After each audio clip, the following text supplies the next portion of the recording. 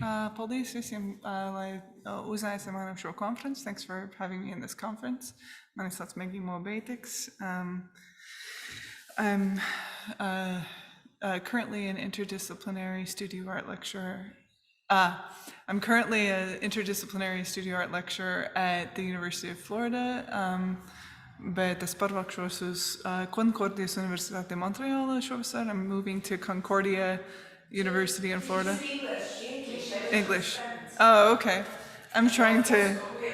Yeah. Yeah, I will. I just wanted to introduce myself in both languages. Yeah, I just wanted to introduce myself. I'm half Latvian, so I wanted to give deference to the local language in the introduction, so that's why. But nekas, that's okay. So I'm here to, in part, read just an excerpt of a book that I recently published with Routledge called Performing Resilience for Systemic Pain. It is an artistic research book. Chapters of it were published in the Journal for Artistic Research and in several other journals, the World Futures Journal, Interconnections Journal for Posthumanism, and a few other publications. The work itself tracks the development of a greater work that I put together over 2 or 3 years called Systems of Pain / Networks of Resilience. Like a lot of other researchers this morning, I'm interested a lot in the body's relationship to pain, trauma, and recovery. It's been really great to see the kind of different approaches this morning. The basic structure for the work was that I would show up in a specific location, and I would interview different people locally about processes of recovery, and trying to think about recovery transdisciplinarily, but also across species and across different locations. But in the process of making the work, of course, the different questions of the themes within the work and their relevance arise for me personally. And so I tried to take the opportunity of the book to look not only on the work itself and reflect on the process of its making, but think about how the questions that arose in the work related directly to my own life experience and my own experience as an artist and as a researcher. So again, it's Performing Resilience for Systemic Pain, and it's very expensive as a hardback via Routledge right now, so encourage your libraries to order it. It's, absurd the prices, but the ebook is much more reasonable, and it has direct access to videos and a lot of other files. So let's see. Great. So this is the beginning portion of chapter 4, which is called Categories, Stigma, and Listening. And it's a chapter that reflects on a portion of the work titled Installation 1. So you'll see images from that work that are also in the book as I read the chapter. So listen. I go to the customer service counter. I approach the luggage rack. I cross the lobby. I put my luggage in the overhead bin. I rest it on the floor next to me. I look in my backpack, my pocket, my shoulder bag that looks like a purse. I'm not looking at anyone. I have my back to you. I'm looking at you right in your face. Excuse me, sir, you say. And ironically, I'm suddenly acutely aware of the day, time, location, your gender, your race, your clothing, what I'm wearing, how I'm standing. There's not usually anything significant about the moment, but my brain scans the scenario regardless. It's happened when I've had long hair, when I've had short hair, before I've spoken, after I've spoken, at all times of day, but most frequently at transportation centers, so much that a friend jokingly referred to it as my bus gender. It's happened at least once when I was wearing a long coat and a skirt.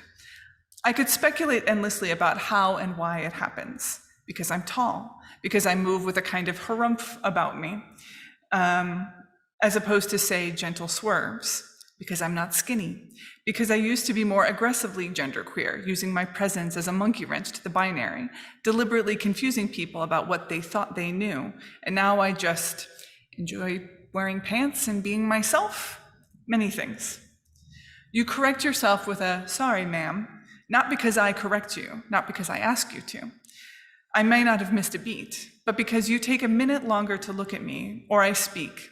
I look at you with what I hope is a nonplussed expression, but which I'm sure carries a subtle form of scrutiny.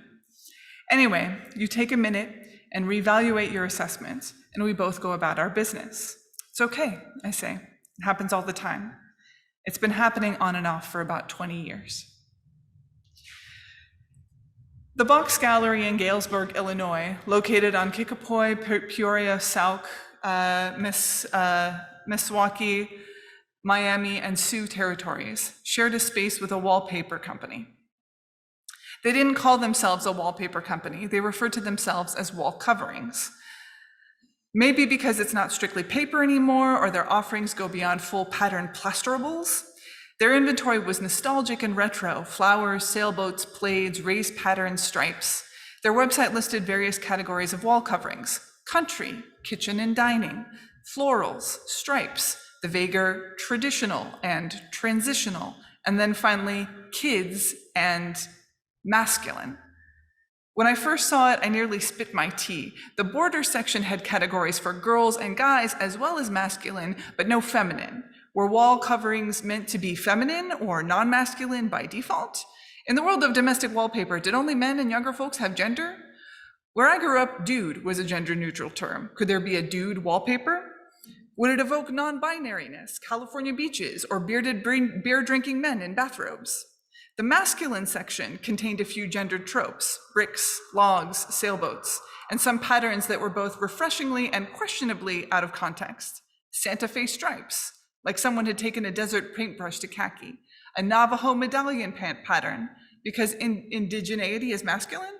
Or because access to indigeneity is synonymous with white male explorers? We're likely assuming everyone who buys wallpaper is white, and associating Navajo culture with men or a masculine Western trope. I went into the shop. I asked for the masculine section. They weren't arranged by category in the shop, by number. Shelves of rolls of wall coverings. I described the wallpaper. They found it.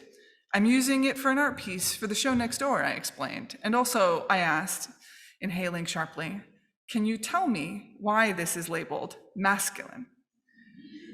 The owner looked at me stunned. He shrugged. Like, are there any specific qualities about it that read masculine to you? I'm just curious, I asked. It's just masculine, he said, shoulders up near his ears, as if it were obvious, as if the question itself were uncomfortable, unexpected, even rude. I know that sense of the obvious. It's a conflation of projection, experience, and social conditioning that with observable reality. It's a failure to really see or listen, which Jonathan Sayer describes as a point of frustration for recovering veterans. It's upended every time someone tells me, sorry, ma'am, I bought 2 rolls. In her book, Slow Looking, an examination of observation across disciplines and histories, Sherry Tisman notes, there's much we can and should do to learn about our own biases and appreciate the limits of our own knowledge, but we can't not have a subjective vantage point. Installation 1 went up in the Knox College Box Gallery in Galesburg, Illinois. The wallpaper went up on the wall in charcoal-smeared strips, held down in places by black cloth gaffer's tape. I had one of the wood panels from Nebraska, a different chapter of the work, with me. Hung that on the wall, along with framed quotes from research and interviews scrawled in black charcoal in the space in the front of the walls. I put a dining room table, the classic heavy wood kind, round with the center leaf removed. On one half of the table, a jar of ashes and hardware, overturned, spilled out. On the other half, a cornucopia of oranges tumbling onto a tablecloth piled in loose folds. Oranges on the floor below the table, piled in a corner at the base of a lamp. The lamp's power cord ran along the wall in big swoops over the wallpaper, between the framed words, held in place by hinges and hardware. A smoky trail of blended charcoal ran along its curves. Also plugged into this cord were 2 digital frames, which screened short videos in looping rhythm. They played video clips from the performance in Nebraska. The interview voices in the video were subtitled. The words appeared as part of the video. Audio description from both videos floated into the space, sometimes clearly audible by themselves, sometimes overlapping one another. In performance and its studies, ideas of embodiment come up often. In acting, performers embody characters. In making performance art, the bodies of the performers have material meaning. Bodies mean things. Invariably, identity presentation becomes a crucial issue within which gender is a central concern. So we come back to Butler, who perpetually revisits ideas of performance and gender from multiple angles in her work in a considered expansion of performativity. Performance is always an action or event that involves a number of people, objects, networks, and institutions, even when performance takes place without a stage and in the briefest of moments, gathered up and dispersed in evanescence. For it is with someone or some set of non-human things and movements, always relying on a ground or background or a social world, a fleeting act for a passing crowd, that performance comes forth as performance at all. Even when infrastructure fails, something or someone takes up some space, pointing to that loss. So performance is not the self-constituting act of a subject who is grounded nowhere, acting alone. If performance brings a subject,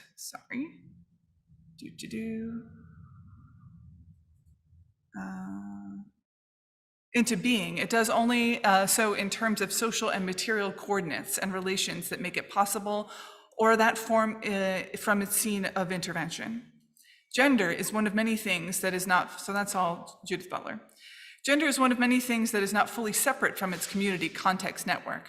In the same way that will and pain are not ours alone, our identities are not just solo performances of expression, but part of a network of culture influences, social norms, and punishments, materials with gendered and racial connotations, layers of self that are something other than those signifiers. This is not necessarily how performers, however, are consistently perceived. In narrative works, a person is written as behaving a certain way consistently, as best suits the storyline. The character is an essential component of narrative theater and filmmaking. It's how we understand stories. If she tumbles in the first 5 minutes, she's going to be a klutz, or she will be tripping again, at least at a key moment. At the very least, the fall is going to end up having some monumental significance that tells us about the time and place that we are in and who this person who is falling. It is never just falling. And while many a hardworking actor has lent complexity to roles that have themselves been written with complexity, the characters can still be a flattening structure. Miguel Gutierrez, a performance artist whose work is challenging, complicated, and aggressively defiant of norms, sums the complexity of expanded performance practices up wonderfully in describing his own relationship to character in performance. The notion of character, he says, disinterests me because it suggests an integration, a united self, or a representation of a person. Instead, what fascinates me are the nuances and fluctuations of a turbulent self, the way someone is and is not simultaneously, the multiplicity in any given body, and the virtuosity it takes to change states, approaches, actions in the blink of an eye. I see character as useful when it becomes a door to the plasticity we have as channelers of various versions of ourselves. I am always suspicious of solidity. I get nervous in a performance when someone appears to have no critical distance from his or her attempt to authentically be one thing. The demand to be authentically one thing, specifically a thing that is subservient to a story, extends even to objects. This is me again. A dramatic principle of Chekhov's was that a gun introduced into the first act needed to go off by the final curtain. That is, if an object wasn't going to explicitly serve the plot, it didn't belong on stage. Like a tree only valued for its healing properties or the quality of its wood, ignoring the value of the oxygen it provides, the nutrients it leaves, the leaves add to the soil, the entanglements with other trees, lichens, animals, and bacteria. To reduce a thing to a singular role or value is a drastic disservice to the thing in its own right. We are not singular entities, we are ecologies of self. So, people are complicated. Wallpaper appears not to be. It is flat paper with an adhesive backing on one side and a design on the other. It's bereft of the whole extra layer of biological sex. It reproduces creatively and industrially, not by some orifice or appendage that connects it to another of its wallpaper species, and which might be confused with gender. But does it create ambiance, mood, space? But it does create ambiance, mood, space, and those things can be heavily gendered. What's tripping me up about the gendering of the wallpaper is that the pattern seems to be totally absent of anything that might stereotypically connote masculine in Western culture. No logs, no bricks, no what? Plaid, stone, axes, guns, angry social media, naked, muscular, oversexed bodies. Even the predominant color, a muted yellowy beige, doesn't point to anything much except warmth, and its labeling it as masculine renders both the framing and its usual signifiers absurd. Here's Butler again. Genders, then, are neither true nor false, neither real nor apparent, and yet one is compelled to live in a world in which genders constitute univocal signifiers, in which gender is stabilized, polarized, rendered discrete, and intractable. In effect, gender is made to comply with a model of truth and falsity, which not only contradicts its own performative fluidity, but serves as a social policy of gender regulation and control.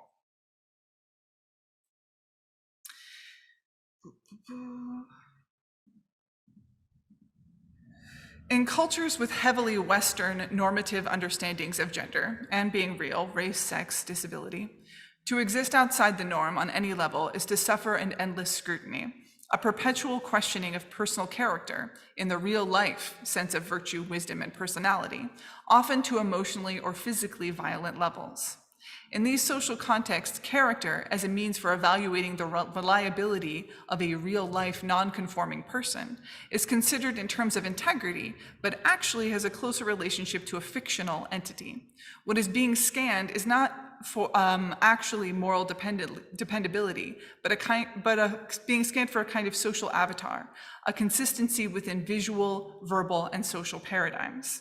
The signposts of integrity are inevitably tied to gender signifiers. What it means to be reliable, consistent, dependable is first predicated on what expectations are of the gendered norms. Scrutiny and punishment are performed both verbally and non-verbally. Integrity is evaluated by often irrelevant parameters like skin color, clothing, or the consistent use of valued words, strictly according to social conformity. The utter failure of evaluative systems ties deeply to experiences and builds of performance. For Fischer-Lichte, the very undoing of binaries is tied to the reality of performance making. As performances destabilize the structure of binary opposites, with the help of which we are used to grasping and describing reality, they raise the question of whether such binaries construct a reality that contradicts our daily experience. They seem to postulate a reality based on an either-or rather than an as-well-as approach, which would be much more accurate. This is why these binaries are neither valid as heuristic tools to illuminate and describe reality, nor as rules for governing our behavior and actions. If performance approximates life in its unpredictability and imponderability, it seems that parameters which fail performance are equally ill-equipped to illuminate and describe life altogether. Performers are simultaneously ourselves and not ourselves. Depending on the construct of the work, witnesses to a performance might be expecting a performer to adhere to the expectations of a given character, or to exist as themselves in a heightened state that separates them from reality. Our own bodies, our own selves, are inescapable elements of the work, but the space they occupy in a work is a constant negotiation of presence.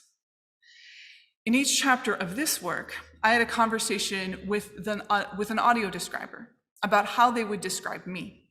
Invariably, the subject of gender would arise. I talked with the audio describers about describing me as how I was seen or working, not what they knew me to be. I didn't offer guidance on what to describe or how, except if something had been inaccurately described. For instance, a ratchet strap mistaken for a ribbon. That being said, I cannot claim to have been purely impartial in my request for impartiality, and in some cases, the describers knew my personal relationship to my gender outside of the work. No one tried to describe me as a man. The first describer called me the artist as well as the person, which was used in a number of subsequent chapters. In a live performance chapter, one describer chose to name me the arranger, as someone who was arranging a number of objects and materials in the piece. In these descriptions, I'm rendered literal, but not by an objective, neutral voice. We can hear the audio describer as a person. We might hear gendered signifiers in their voice, which might change our understanding of how the work is experienced. The pressure on the audio describer is not only to deliver a lot of information, but also in a short amount of time. Beyond the basic requirements of their position, the pressure is on. Beyond the basic requirements of their position, there's a lot that is framed as matters of both concern and care to communicate, but this is colored, of course, by their own experiences and identities. Patchard and Sagarin unpack the difficulty in deriving conclusions from experiences in their writing.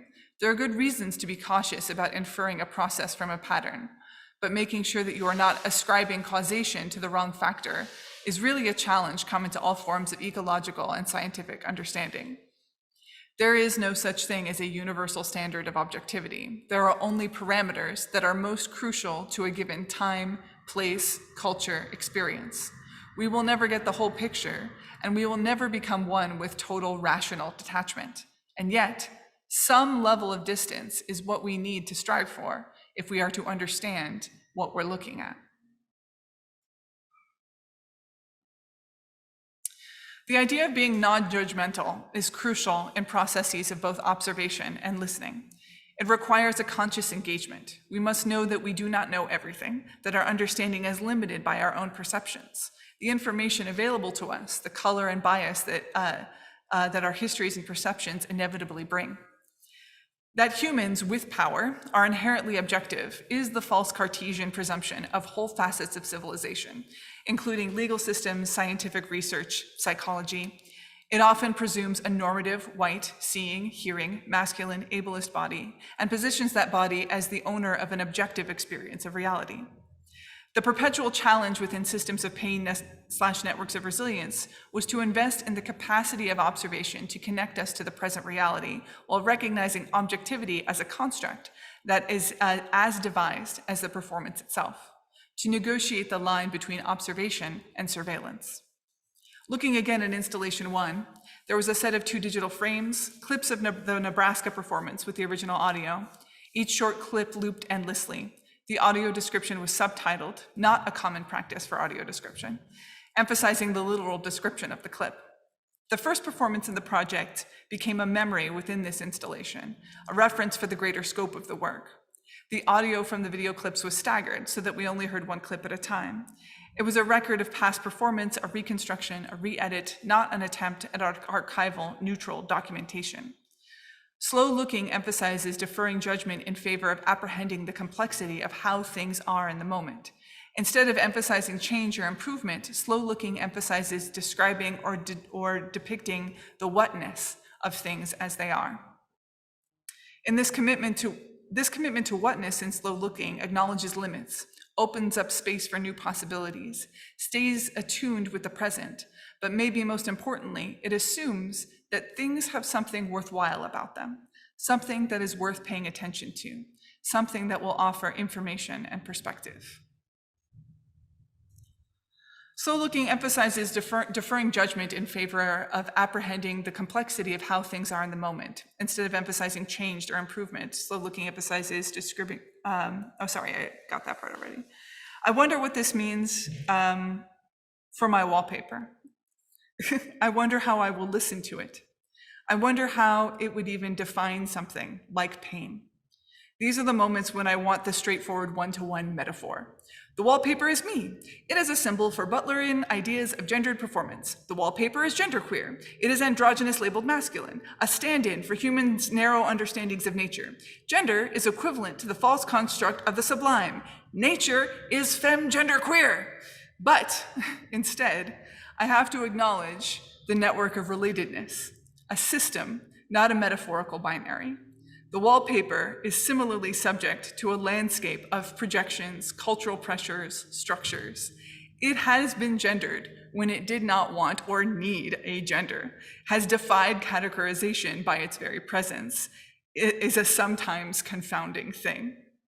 The wallpaper was categorized as masculine, despite the fact that nothing on it or in it is inherently such, whatever inherently masculine might even mean.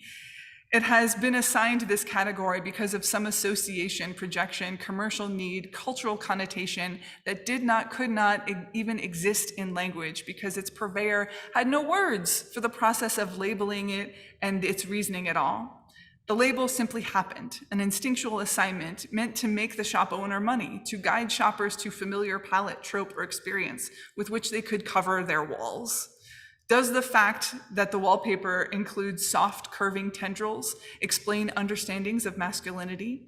Does cutting into it into stretched forms with black tape position it as submissive? Or is that just a projection of subcultural norms, a moment of time when the color black evokes leather? Is the wallpaper reduced to the viewer's experience of it in the gallery at this moment?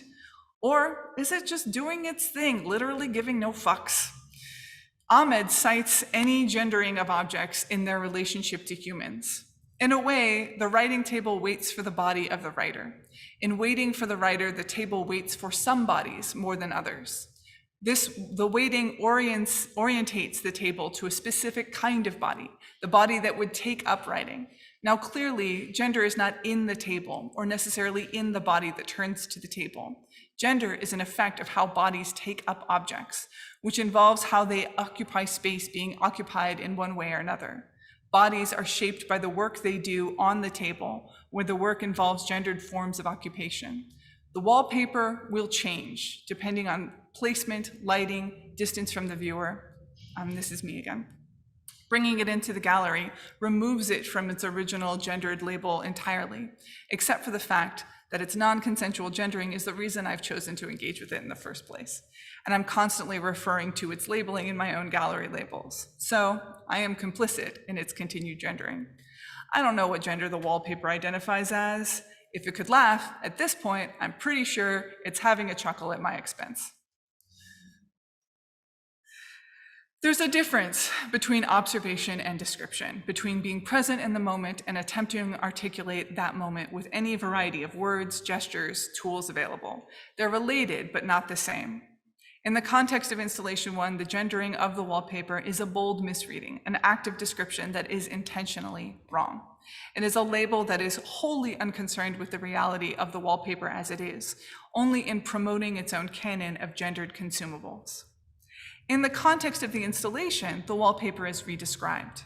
It is juxtaposed with new words in the picture frames, experiences of nature and independent objectness, experiences of vulnerability, and pure non sequiturs. It is removed from its narrative of gendered thing for gendered consumption and placed within new visual dialogues. Language is in the subtitles of the video. It is scrawled in the black charcoal on paper in picture frames. In reflecting on language as a material for artistic research, Daniela Cascella notes, even at its most implicit, listening has to do with presence, both active and not. It's tied to how knowledge is transmitted. To form another type of knowledge, less depending on hierarchies and quotes, focused on what is passed on, its cadence, its sense before it means. So again, presence is a form of communication. It contains knowledge. Presence includes languages of material, space, movement.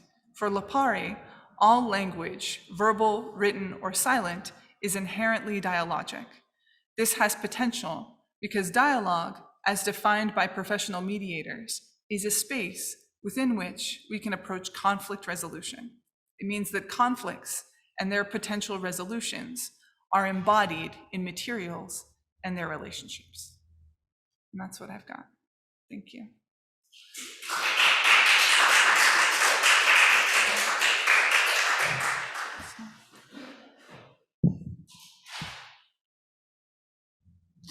Thank you very much. Do we have questions from our Zoom audience? And do we have questions, comments here from the audience in Riga? Very inspiring. Very inspiring was a comment, yes. We have had really 4 very inspiring talks this morning, I must say, and it's very, very interesting how they interconnect with each other. There's a lot to think about it, but it seems that the audience is so inspired that there are not so many concrete questions, but that's also okay. So you can think for another moment. Yeah, but it's very complex, so you need to really Digest. Digest, yeah, it's, yeah, all the presentations have been very complex, very multifaceted, yes, and it takes some time to digest, I agree, yes. But we enjoyed all the presentations very much. So thank you very much, Meghan. Good to have you here.